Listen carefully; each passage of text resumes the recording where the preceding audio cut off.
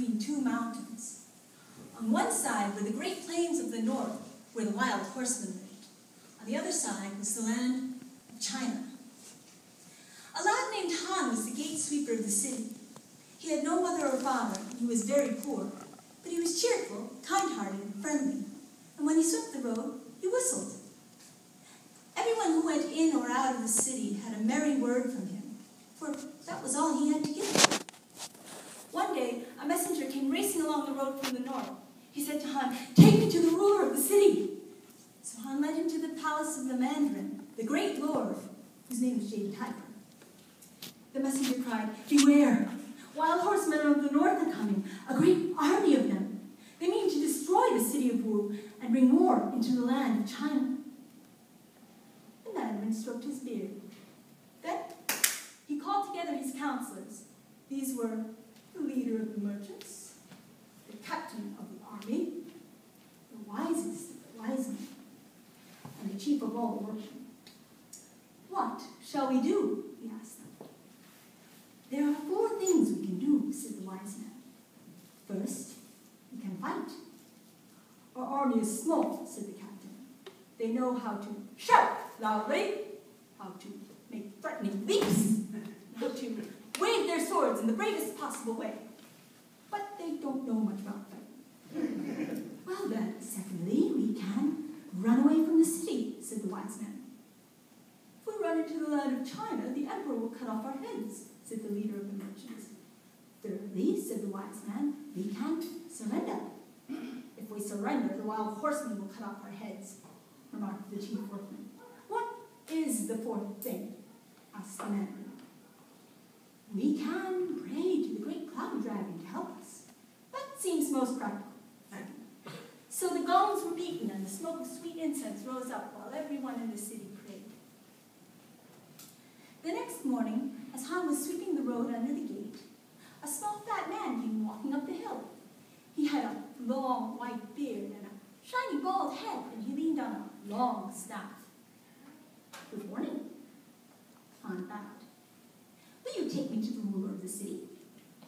"I'll take you to him," Han said, "but he is very busy this morning. We are expecting the enemy, and the Mandarin is praying to the great cloud dragon for help."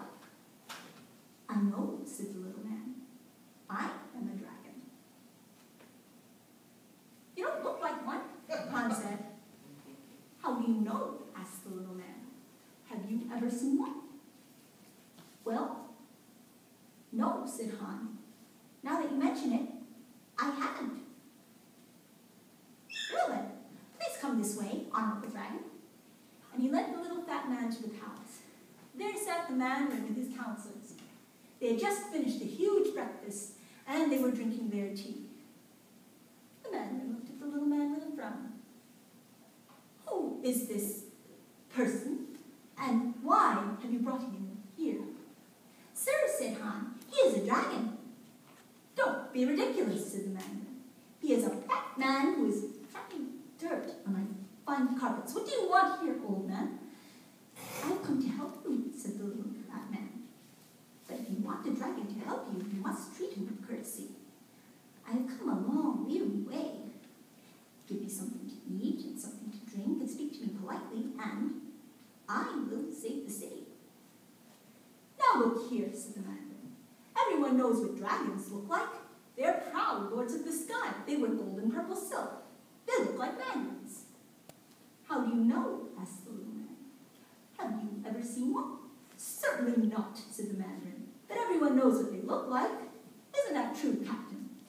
The captain of the army sat up straight, brushing grains of rice from his uniform. "Not at all," said he.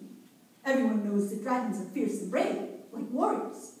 The sight of them is like the sound of trumpets. They look like captains of the army."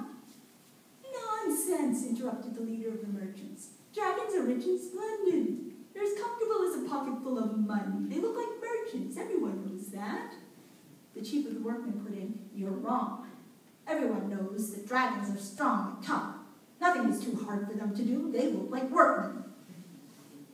The wisest of the wise men pushed his glasses up on his forehead. "The one thing that is known," he said, "and indeed I can show it to you in 47 books is that dragons are the wisest of all creatures. Therefore, they must look like wise men. At that moment, they heard screams and yells from the outside. The messenger came running into the palace. "My lords," he shouted, "the enemy is approaching. What shall we do?" Everyone rushed out to the gate to look. Far in the distance, coming closer every second, was the dark mass of horsemen. The little fat man stood quietly leaning on his staff. "If you will keep me with courtesy," he said, "I will save the city. Give me something to eat and something to drink and speak to me politely. That is the only way to get a dragon to help you." "Piffle and puffle," cried the mandarin, "you are not a dragon. Everyone can see that you are only a dusty old wanderer. We have no time to give you free meals or to talk politely. Get out of the way." And he ran home to the palace and crawled out of the bed where he lay, shivering. "My gallant army," commanded the captain, "follow me." And he turned and ran to the barracks, and all his soldiers followed him, and they all hid under their beds and lay shivering. The merchant, the wise men, the chief of the workmen fled to their own houses, and all the people hurried after them. In a few minutes, the streets were empty, except for Han and the little old fat man. "Well," said Han, "I don't think we have much time. The enemy will be here soon. I don't know if you are a dragon or not, but if you are hungry and thirsty, please come with me." With a low bow, he showed the old man the way to his tiny hut. There, he gave him the bowl of rice and the cup of wine for all that he had. The old man ate and drank. Then he stood up. "I don't think much of the people of Wu," he said, "but for your sake, I will save the city." He went out to the gate, the wild horseman very close. The little old man puffed out his cheeks. He blew a long breath.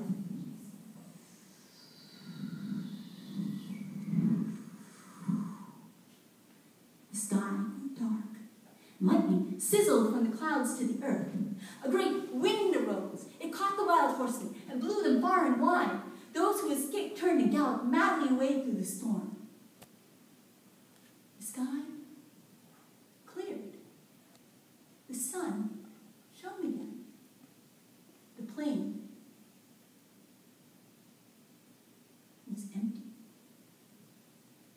The little fat man said, "Now, I will show you what a dragon looks like." He sprang up into the air, and his form changed. He grew taller than the tallest tree, taller than the tallest tower. He was the color of sunset shining through rain. Scales covered him, scattering light. His claws and his teeth glittered like diamonds. His eyes were noble, like those of a proud horse. He was more beautiful and more frightening than anything Han had ever seen. He flew high, roaring, and vanished into the deep sky. Han gave a long sigh and went to tell the mandarin what had happened. The people of the city crowded around to hear the tale. They could see for themselves that the enemy had vanished. They cheered Han, pinned medals on him, gave him many gold pieces, and from that day called him honorable defendant of the city. "But best of all," said the mandarin, "we know what a dragon looks like.